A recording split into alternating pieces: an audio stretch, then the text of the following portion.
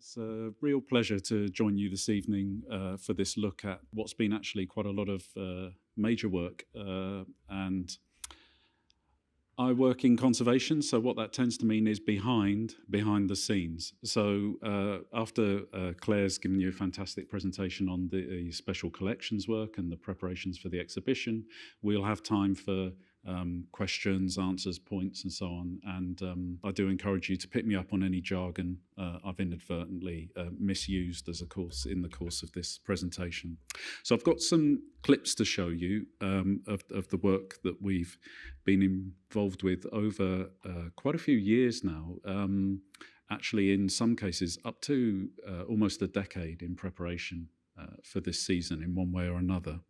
And there have been many colleagues, as Rydian mentioned, not just from the BFI National Archive, but across BFI distribution, who've worked in all kinds of ways to bring this together and to make sure that the package can tour and can go even actually internationally. We've worked to make copies available on the big screen, on the small screen, and as physical release. And I think when I was thinking about a kind of what draws our work together in conservation, it seemed this very Powell and Pressburger concentration on the physical to achieve something else. So there have been in this last decade about 7 major restorations. I'm going to refer to restorations and remastering. Don't worry about the difference just yet. We'll take a look at some of that. But in terms of restoration, there have been about 7 major projects over probably 15 years, actually. Often, usually always supported by the great work of the Film Foundation, with whom we're very pleased to work closely in all these projects. And with other partners. But in addition to that, and in preparation for this season, my colleagues have been working on just over 60 individual titles to make sure they're preserved and digitized in high quality. And that ranges from films from the late 20s to the late 70s. So that's quite a time gap and a few different formats in there. We've also been looking to make new 35mm film prints, and we're going to take a sneak peek at some of the in-depth work on one in particular, an early Powell and Pressburger. So you may be coming to see I Know Where I'm Going, or ICWIG, if you don't mind. Quite a few of these Powell and Pressburger titles are abbreviated by Powell and Pressburger, AMALAD, A Matter of Life and Death, and ICWIG, if I use it, that's what I'm referring to. One thing that is often concentrated on in these kinds of presentations, I may have been guilty myself in the past, is the picture work, because it seems so powerful. And people don't always think about the sound. So I'm very pleased, first of all, to kind of cede the floor to 2 of my very talented colleagues who couldn't be here this evening, as they explained the work that was undertaken to restore the sound of I Know Where I'm Going in such really high quality. It's a very, very special track. So could we play the first part of the DCP, please?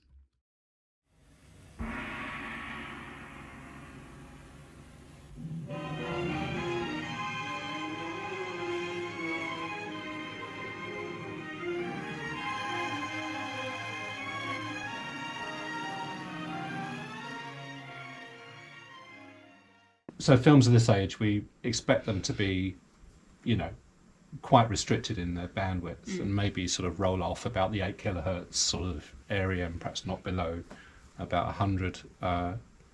This strikes me as being a particularly, as we said before, present and detailed track, and there's some close mic'd voice near the beginning that sounds very crisp and almost hi-fi by the standards of the time.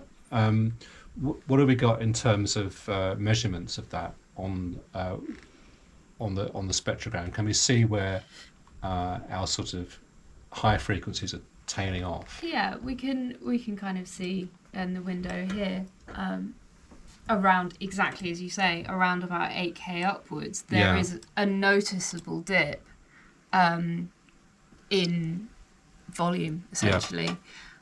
It's still there, but it's very much reduced. So the other element we address is the intensity of sounds in this range here, from about 3.5K to 8K, which incidentally is round about the point where your hearing is most sensitive. Right. So Yeah. we've got a double whammy of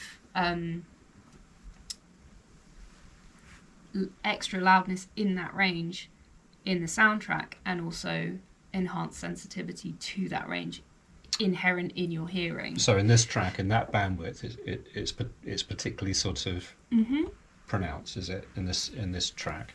The other interesting feature of the soundtrack is this constant rumble right down the bottom, very much below what would have been coming out of the speakers at the time, but also in the very lowest ranges of our hearing. In a modern soundtrack, that's what you would put out of your sub. Yeah. And for our purposes, it's not useful content. It's not. That's an artifact of the technology. It's not creatively intended to be there. Yeah. So we'll roll off the EQ because that is easily replicated. So I'll bring all of the digitized audio into Pro Tools, get everything in sync on the timeline, and we can start thinking about tone and denoising. In this session, we have a few different apps running, mostly in the form of plugins, but one of the biggest pieces of software that is pretty much integral to the process is RX, Isotope RX. That's what I see on the right there. This version is RX10.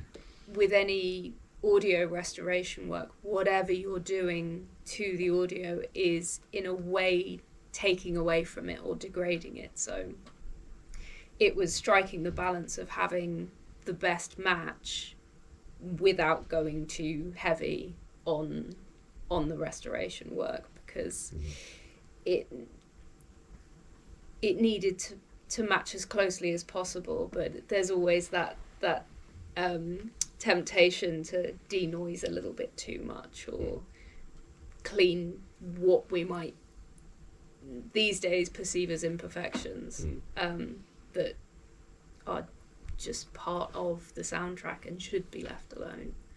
So yeah, while we had the best source in the shape of the original nitrate dupe neg, there was a missing section in that copy which we needed to fill from an alternative source. So another option that we had was from a combined positive.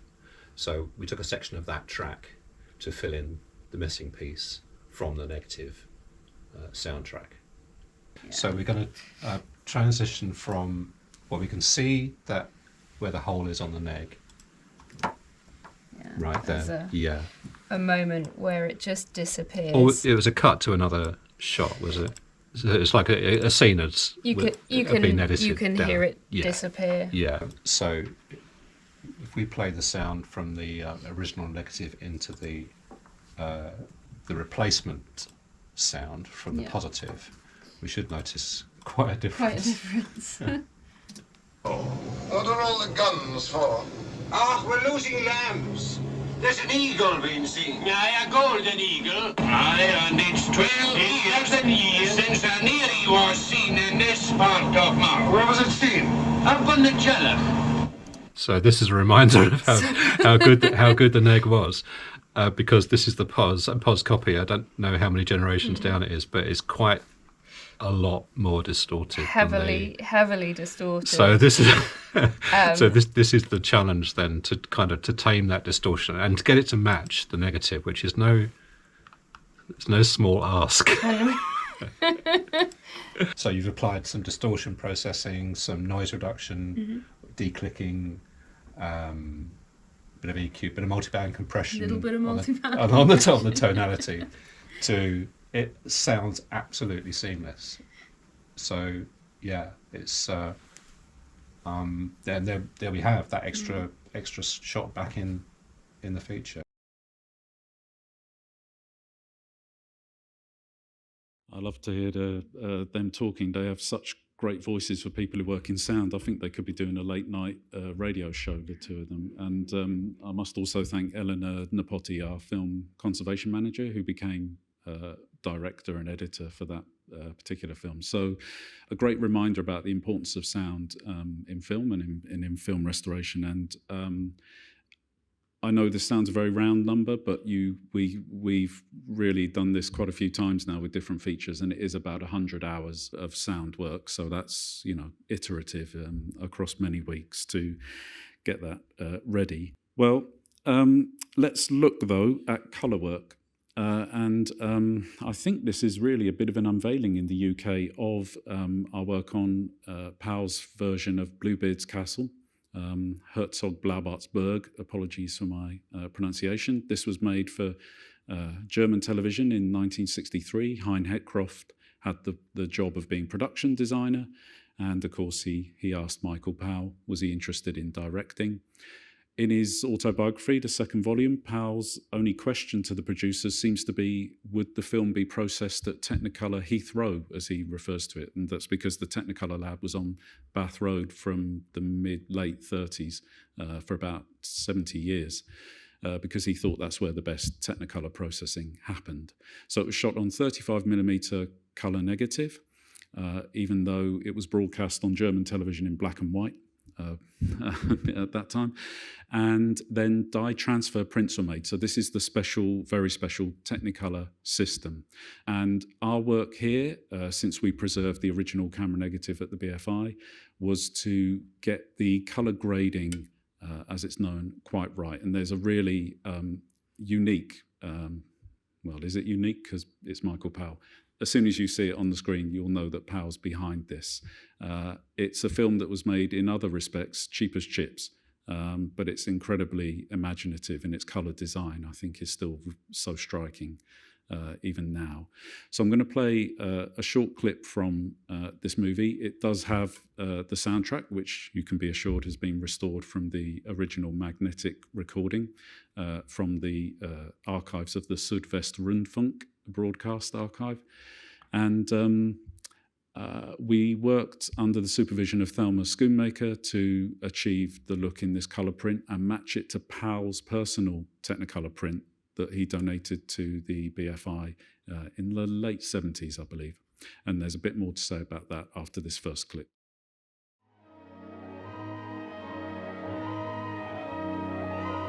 Ein Schimmer dort, sieh sich lichten, merkst du den Schein, sieh nur Sonnenquelle. Rote Quelle, Blutquelle. Sieh doch, wie sich lichtet, sieh doch.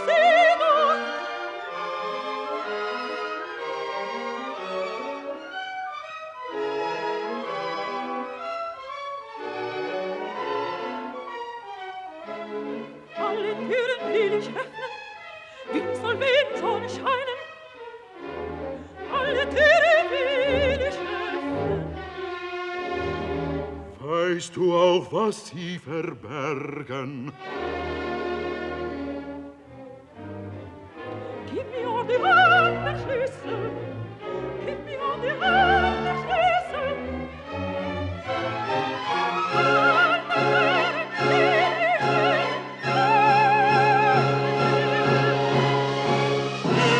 Edith, warum willst du?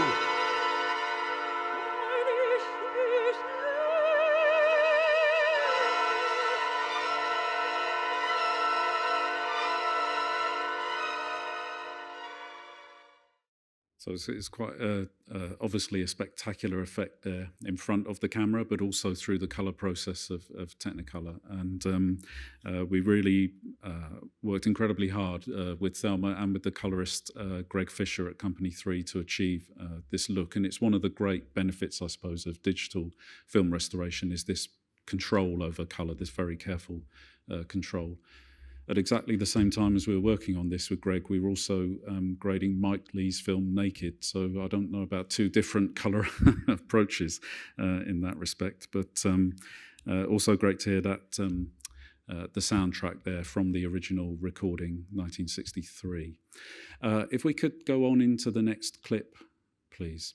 When the film was first really shown in the UK here at the NFT in a retrospective in 1978, Powell didn't want people to have a straight translation of the libretto.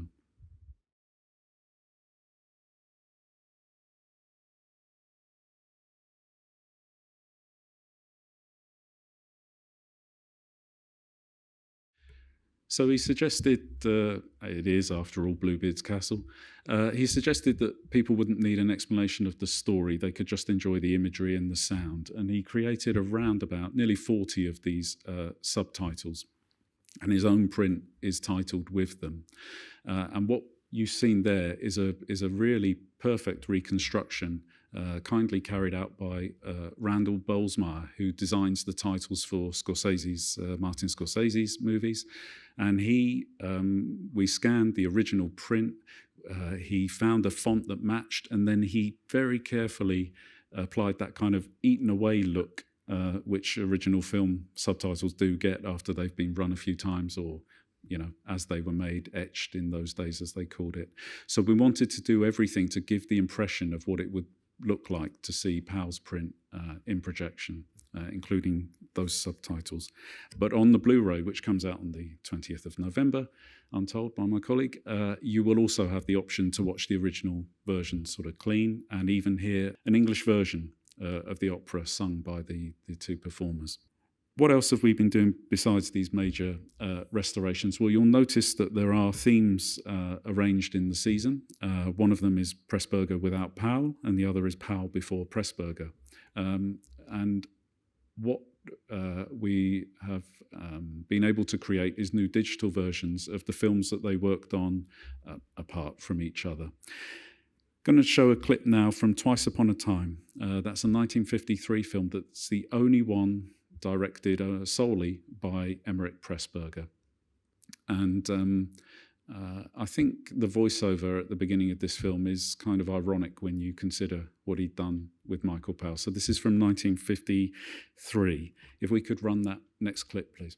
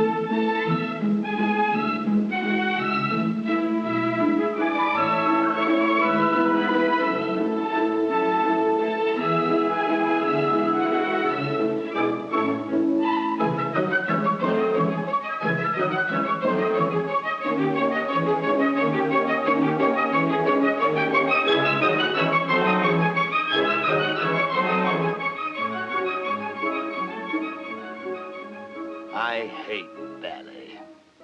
I'm only here because I'm a doctor, and one of my patients is this conductor chap. Lovely music. I scored it for the ballet.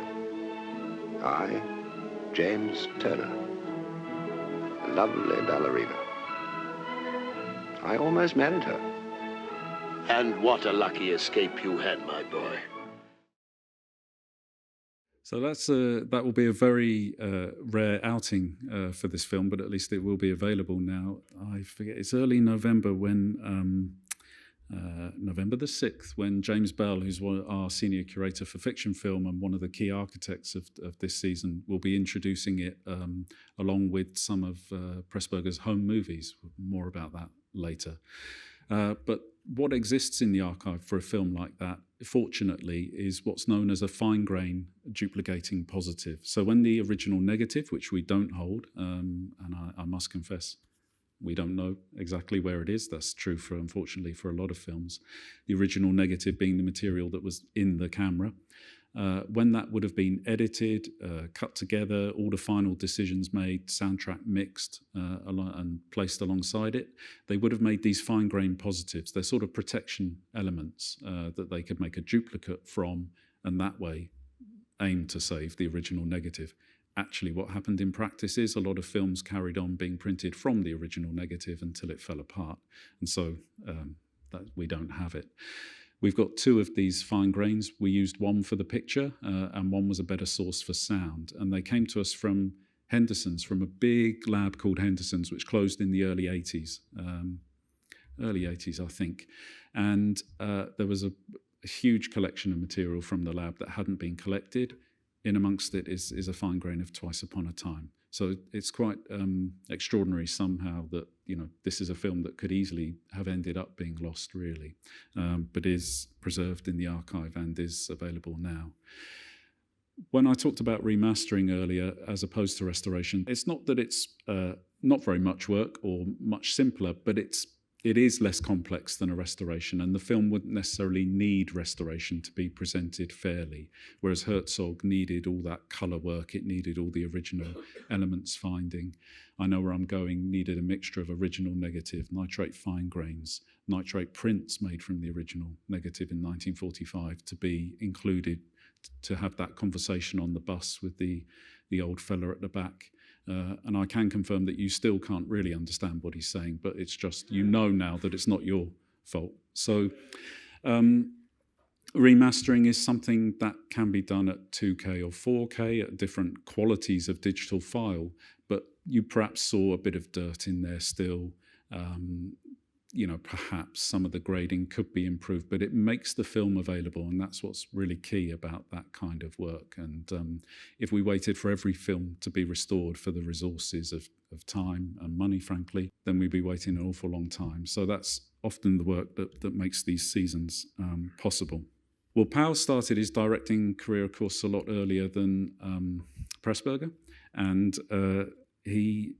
we have, in fact, gone back to some early films called Riviera Revels that Powell appears in as a kind of actor, stunt guy. He's doing some incredibly dangerous stunt work, actually. I don't know health and safety on the sets in those days from the late 20s. But Ridian mentioned the Quota Quickies. These are films that were made in the 30s to support the British film industry, and they had to be, I think, of a certain length to count as a feature film. They were made very quickly, very cheaply, but you can see, and you will all see more better than I will.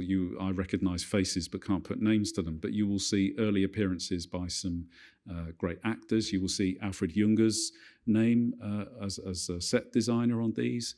And on the clip I'm going to show next from The Fire Raisers, which is one of Powell's earliest films, if not the first, you will see that Freddie Young was the cameraman. So there's a bit of a tale to tell about these, but let's watch this first and just see what impression you get of the quality that's available from the surviving elements. So if we can run that next clip, please.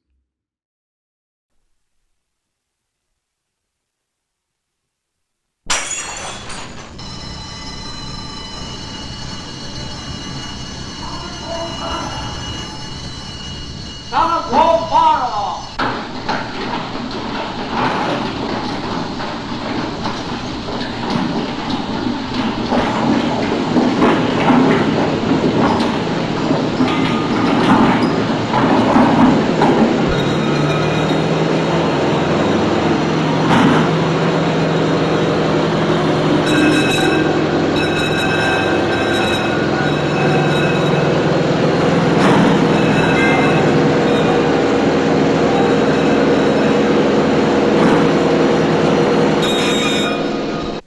Listen, Bates has just given us the tip that the big fire at Sonner's warehouse has happened at last.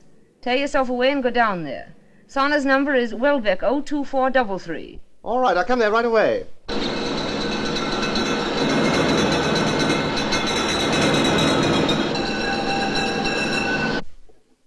Hello.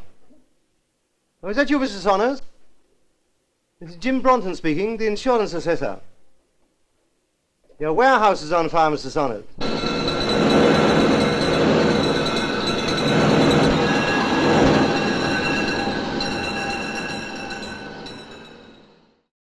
Noticed that stock shot stuck in at the end there, and how many times did they pass down that same street, those fire engines? But what is incredible is in a case like this, the original camera negatives do exist for this title and for several other quota quickies. Powell used to joke with our former and legendary keeper of fiction film, David Meeker, when David would phone him to say another one had turned up. Powell said he's killing his reputation, you know, can't you lose them again? They're fascinating to watch, of course. They are not just the sort of birthplace of Powell as director, but as I mentioned, for many other filmmakers. And what you see is that great range of the film stock there, the tonalities, the grayscale, the steadiness. They've all been scanned at 4K. They've all been scanned frame by frame. So each time the frame is coming into the camera, the scanner's gate, being held still, being flashed multiple times by calibrated LEDs, and then a grading procedure to get that finished look on the film to match what would have been in original prints. There are 12 of these quota quickies in the BFI National Archive collection. We found out recently that there's a 13th in the George Eastman Museum collection. So we hope, we certainly intend to work on with them on preservation of that title. We hope even that we can present later in the season, but we will have to see how we go with that. The sound is quite remarkable in these films as well. You may think that sounded very quiet. We have taken out a bit of noise from that track, but actually, since we had the original negative, it was a very quiet track. And in this period, it's quite early still for sound, early 30s, they weren't able to really mix the sound. So you're not getting that build-up of noise on all the various layers in the final result. They actually physically cut the sound negative shot to shot often. So you do hear these differences in the whole film, and we thought it was important to keep that sense of it. We're probably more sensitive to it now because the speakers in the theatres are much more powerful, the rooms are drier, we're not all chatting and smoking and that kind of thing. So, you know, you're able to hear them clearly, but we've left them like that as a kind of presentation of what the materials are. But it's, I think, truly remarkable how great they look in this respect. Could we start running the next clip, please? I mentioned home movies. We don't, generally speaking, as a national collection, collect home movies, but we have home movies by people like David Lean, Lionel Jeffries, Michael Powell, and this is one of Emmerich Pressburger's. This is Emmerich Pressburger home movie number 2. And this one was shot on location when they were filming the Battle of the River Plate.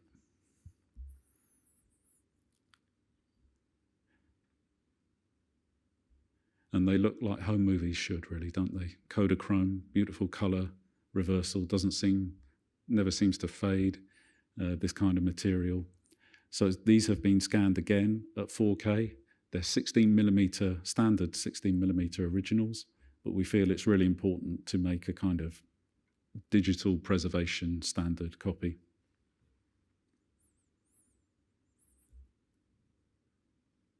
And although they've had some of the worst dirt and damage repaired, we thought it was important to keep a sense of how they are as film reels.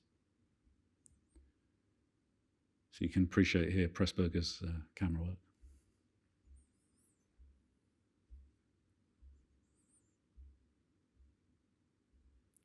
I suppose just as there should be, there are equal numbers for Powell and Pressburger. They're 15 reels each, and when scanned, about 3.5 terabytes each.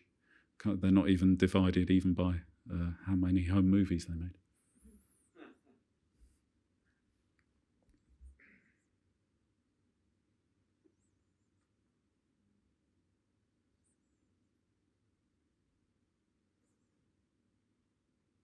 James Bell will be including several of these extracts from several of these in his introduction for Twice Upon a Time.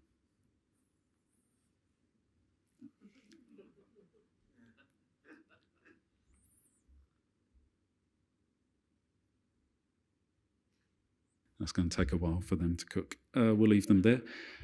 These will also be available on the player, and I should have mentioned many others of the digitizations that I mentioned, all the quota quickies too, where you'll see them appear on the BFI player across the length of the season.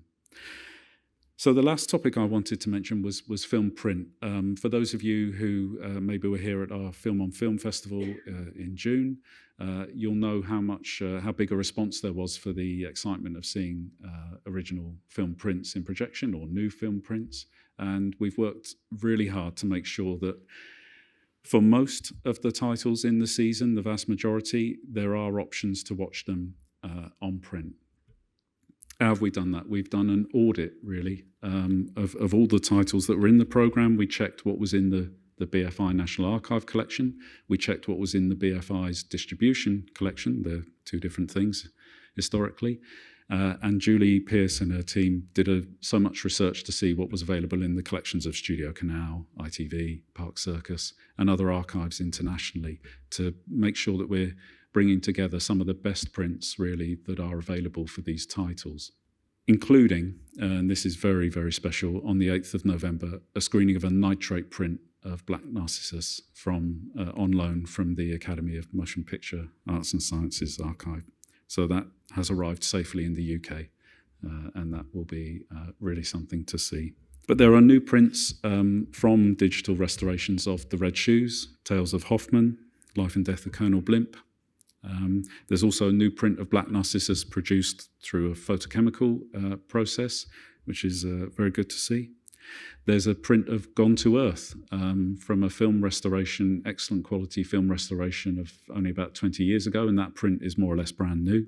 It was made by Disney when they finished the restoration and donated to the BFI in thanks for borrowing the original 3-strip negatives. So that's also well worth seeing. And when it comes to a film like Oh, Rosalinda, what did we discover? We discovered we have an original Technicolor dye transfer print from the time of release, so that will also be well worth coming to see. But we have also made a print or two, brand new, and I wanted to show you some tests, actually. This is a bit scary. I'm really letting you in now, lifting the curtain on archive work. This is for Contraband, 1940. It's one of the first, in fact, I'm not sure it even says the Archers. This is why I'm not a curator. I don't think it says the Archers on the titles or credits, but and Michael Powell is listed only as director, with Pressburger having the writing credit. So it's a wartime thriller, black and white, of course, and if we could start running the film reel. So what we're going to see is first a couple of tests from a nitrate fine grain again, so that fine grain duplicating positive. That's like I explained for Twice Upon a Time. There's no sound on these clips. So we're just going to take a look, see what we think of the contrast, really. Don't worry about how light or heavy it is. Oh, first of all, this is my fault. I said to blind everyone with a countdown leader. Really unuseful, unhelpful there. So this is from the start of reel 2. It's a 10-reel film, each reel being roughly 1,000 foot. That's give or take a couple of hundred.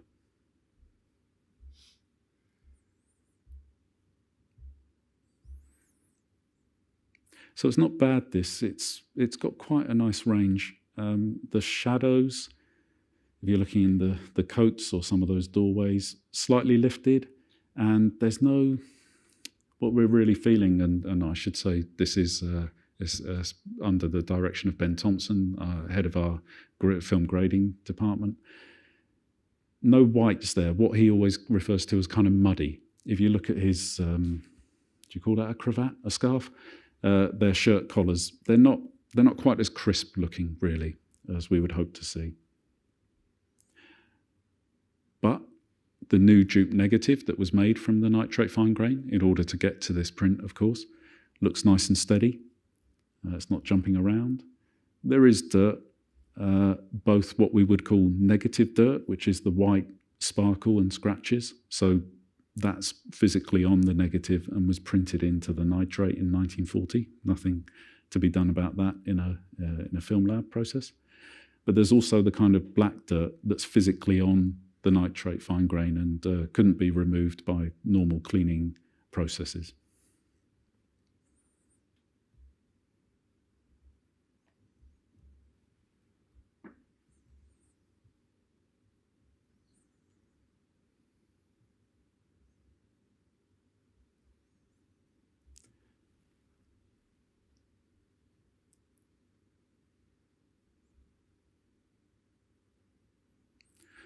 So this print we're seeing is what we would call fourth generation. The original is the first, nitrate fine grain second, new dupe negative third, and then any print from it fourth generation. So that's quite normal. That's really what most of us see in the cinemas, saw in the cinemas when film prints went out for distribution.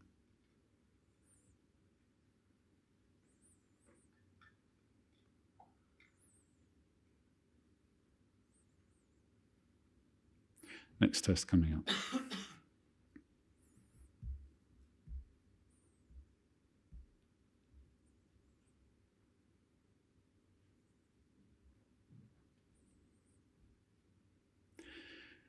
And the duplicate was made on a wet gate printer. That means that there is fluid, there's a solvent in the printer's gate that's transparent, is colourless. It's the same. It's got the same transparency, really, as film base. What does it mean? It means it fills in scratches that are on the base of the film. So that means we're not seeing a lot more scratches than we would do if it was printed in a so-called dry process.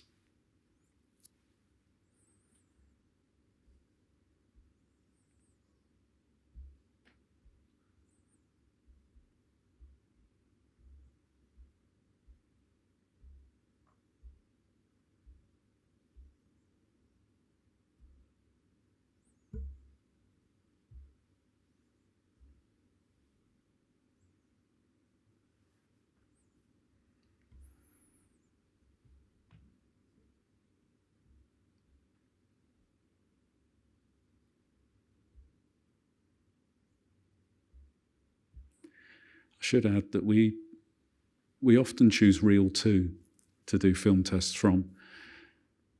It's amazing, actually, how useful a reel it is. It gets you past all the titles, logos, things like that. You might spend a lot of time and effort making a test of Reel 1 to find that it's hardly got into the film before it's over. So Reel 2 is often where a lot of the meat of the exposition happens in nearly all normal narrative films.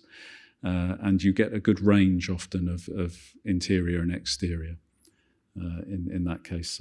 So 2 is very useful.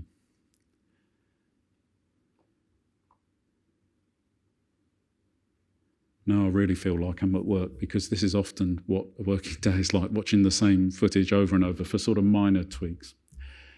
By now we felt we were getting somewhere. So what they've done is they've taken that duplicate negative test and they've upped the contrast. In black and white, you do that simply by leaving it in the developer for longer. So you slow the processing machine down, it gets more activity in the developer, and it builds up the contrast. The shadows get darker, the highlights get darker in the negative, and the shadows get lighter. So finally, what we've got here is some real, if we look at the highlights, the reflections on the coats, the sky, the shirt collar. I mean, it's not a high contrast film, We're not trying to turn it into something that it isn't. But looking at nitrate print that we had for this title, we felt much happier with this being where it was. While we had the title out, Mike, who you saw earlier, scanned the sound. He performed some conservation work on the sound. It went back out to a new film negative. So when you come and see it, you'll be seeing it through a new picture duplicate negative and sound negative to make this new print. And the first screening is Monday evening in here, I believe, which is great. So lots of new prints relatively being made, lots of very wonderful heritage prints being screened in this season, and as well as those that have come straight from brand new digital restorations. Thanks to the Film Foundation's support, there's a film negative that's made after the digital restoration they support has been completed, so that we're able to enjoy them in these variety of formats. Thanks very much.